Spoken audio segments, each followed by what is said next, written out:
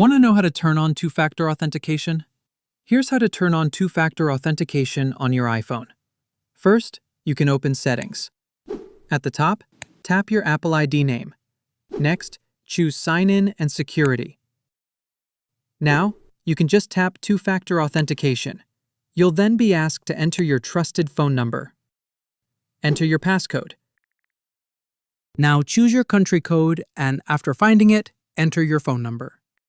Choose whether you want to receive your verification codes by text message or phone call.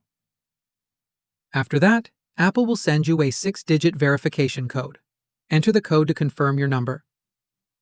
Once verified, two-factor authentication will be enabled on your Apple ID. Now, every time you sign in from a new device, you'll receive a code to keep your account safe. That's it.